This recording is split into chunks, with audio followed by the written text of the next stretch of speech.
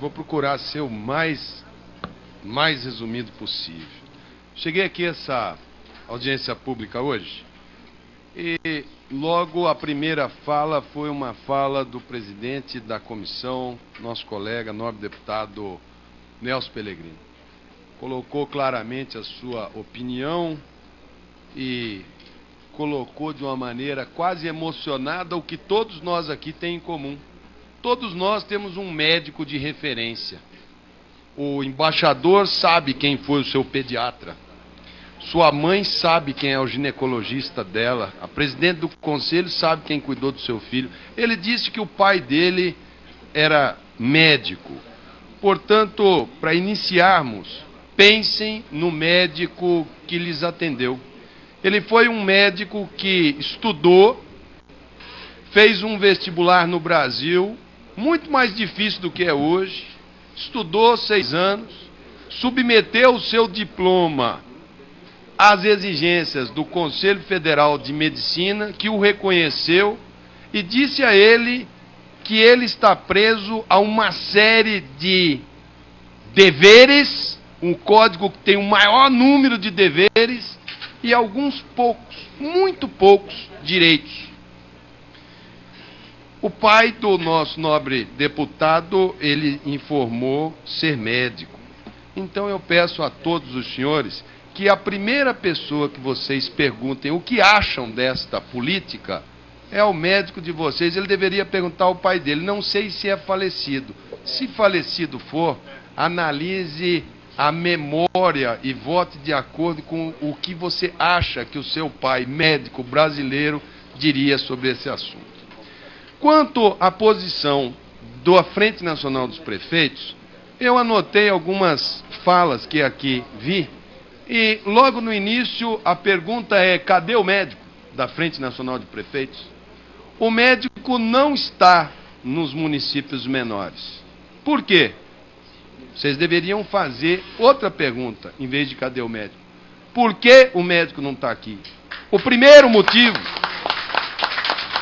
é que os médicos cansaram de calote de prefeito, porcaria.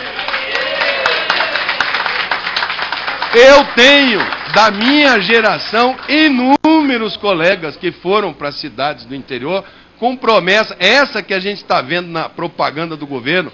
O município oferece 30 mil, ninguém vai. Ninguém vai porque o vínculo é precário, porque não tem concurso público, porque não tem perspectiva de carreira. Tenha um contrato quase verbal, em que depois de 2, 3 meses de satisfeita a gana política daquele prefeito daquele município, ele vai ser rebaixado para 5, para 2, para ver se ele pede as contas e sai com a mão na frente e outra atrás, porque afinal de contas ele é descartável. O segundo motivo do cadê o médico, aqui vai para o Ministério da Saúde, e vou fazer as minhas ponderações que serão feitas aleatoriamente, de acordo com as falas.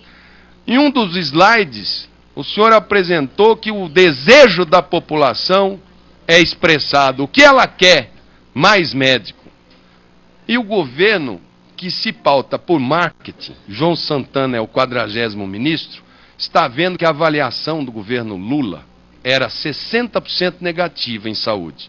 Do governo Dilma, a avaliação dela é 78% negativa em saúde. O ano que vem tem eleição presidencial. E esta articulação é para dar uma resposta eleitoreira para a população, para satisfazer aquela resposta de uma população que, quando instada a falar, é ruim o sistema de saúde? É. Qual é a solução? Ela fala, eu quero mais médico. É a maneira dela falar que ela quer mais saúde.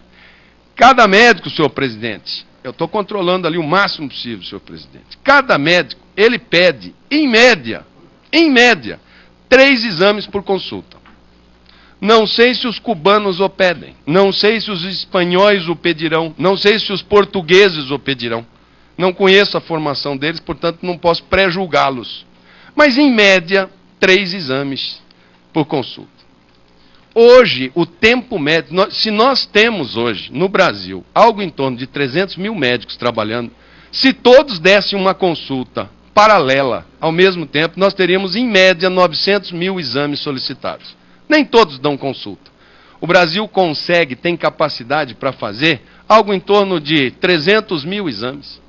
Os outros vão para a fila. A fila da ultrassonografia, da colonoscopia, da endoscopia, da tomografia é 6 meses, 8 meses, tem exame que é 1 ano, ressonância é 1 ano. Se você aumentar médico a razão que você quer, tem que sextuplicar a capacidade instalada de equipamentos para poder manter o mesmo grau de ineficiência que tem hoje. Portanto, antes, presidente do Conselho Nacional de Saúde, de cobrar compromisso de 16 mil, de 6 mil, de 17 mil médicos para com o SUS, não é possível que 17 mil pessoas estejam equivocadas e que uma pessoa que representa o governo esteja certo. Cadê o compromisso do SUS com os 17 mil? É isso que está em jogo. Ora, eu sou da época que se estudava muito, os mais inteligentes da turma eram do ITA e do IME, eles faziam engenharia. Os nerds. A turma inteligente que estudava fazia medicina. A turma, mais ou menos, ia para as outras profissões. A turma do fundão fazia direito. Assim que era, na minha época. O que aconteceu? Minha mãe nunca deixou eu sentar no fundão. E eu fiz medicina. O pessoal do fundão, eles conseguiram um sistema próprio, chamado judiciário. Eles montaram um sistema para acusar, que é a promotoria. A defesa é deles, são profissionais liberais, falam que a promoção de justiça tem concurso público e um cidadão para ir para o Ministério Público Federal, ele vai para Cáceres, para Tefé, para onde for que mandarem, porque o salário inicial dele é 29 mil reais. E o do médico vocês querem mandar com a mão na frente e outra atrás. Então não vai. Não vai. Um juiz só vai para uma primeira instância, porque ele sabe que ele vai ficar 5 anos naquela primeira instância, depois ele vai ser promovido para uma instância maior. É lógico, o ser humano tem necessidade de progressão. Ao menino que passou em primeiro lugar no vestibular do Piauí, louvável, prepara Piauí, porque se você não tiver uma proposta para ele, quem vai abrir a Copa do Mundo no Brasil é o nosso neurofisiologista, não é? Ele está fazendo a pesquisa, nosso candidato a Oscar, como é o nome? Miguel Nicoleles, médico brasileiro. Aonde que ele está trabalhando? Porque lá tem proposta de trabalho, tem condição de trabalho e ele é remunerado para. O menino do Piauí vai para lá. O compromisso da atenção básica é mistério. Se eu vou porque eu quero ir. Hoje, quem está fazendo atenção básica no Brasil, e muitos fazem, é por vocação. Porque se fosse por reconhecimento, eles não estão fazendo atenção básica. E quanto às especialidades, aos postos de trabalho, se o MEC aqui tivesse, eu gostaria de fazer essa pergunta ao MEC, o número de pessoas que vão fazer faculdade na Bolívia e no Paraguai está em torno de 20 mil, foi dito aqui. Todo dia, todos os deputados dessa casa aqui recebem pedidos de pais para fazer transferência de menino do Paraguai e da Bolívia para o Brasil. E muitos fazem burlando o vestibular, que é uma fraude e um desrespeito contra os meninos brasileiros que foram estudar e passaram no vestibular. Errado também. Vergonha também. Então, seja ele decreto, eu não sei se esse vai ser o instrumento da presidente. Como nós estamos numa ditadura, que esse governo é uma ditadura, porque o que ela quer fazer, ela aprova aqui dentro, se quiser mudar a bandeira, muda. Pode ser que faça um decreto proibindo o Conselho Federal de Medicina de fiscalizar. Nós vamos entrar nos anos de sombra, de escuridão. Os corpos que os médicos de Cuba produzirem, os mortos, ficarão com as suas lápides na frente do Palácio do Planalto. Deputado. E ficará na conta de cada deputado que eventualmente votar a favor dessa MP da morte, que é o que eu estou sentindo que vem por aí. Portanto, tenho desse parlamentar a minha mais absoluta e veemente repúdia a todos aqueles que estão conspirando.